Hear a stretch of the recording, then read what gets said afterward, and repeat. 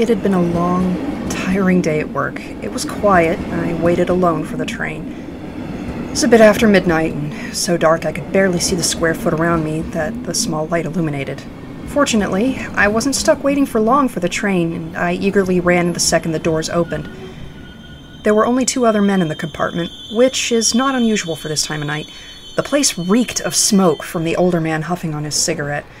He took another long drag off of it and watched me as I came in and took my seat.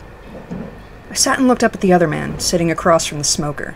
Only about 5 seats away, but his face was hidden by a hood. I had trouble making out his features. His eyes, though, I could see those clearly. One was normal, but the other was red where the white should be.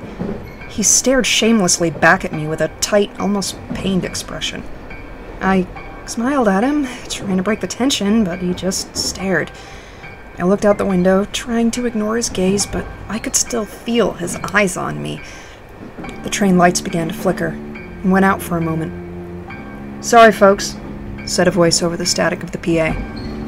"We're gonna get maintenance on that in the morning. We apologize for any inconvenience." My stomach dropped. I struggled to control my breathing. I reminded myself that there was no reason to be afraid of the dark, that I was a grown woman, a tax-paying citizen who... Thank fuck, the lights are back. I haven't even realized my eyes were squeezed shut. Sighing, I opened them to see the man's unsettling eyes staring directly into mine from only 2 seats away. Bewildered, I looked over at the older man who hadn't moved from his seat. He took another drag from his cigarette and coughed, acting like nothing had happened. The train rumbled down the tracks. I was afraid to look back at the red-eyed man. I didn't want to. I didn't want to move or even breathe. I just tried to convince myself that this whole thing was in my mind. Maybe I was just tired from the long day of work, or maybe I was just being paranoid. Maybe he wasn't even looking at me. And the lights flickered again and went out. I held my breath, waiting for the lights to come back.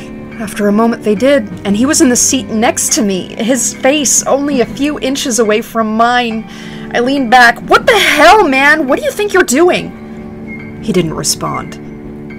Instead, the smoker angrily said, "Look, kid, if you want me to put it out, why didn't you just ask nice, okay?" "Not you, this asshole over here!"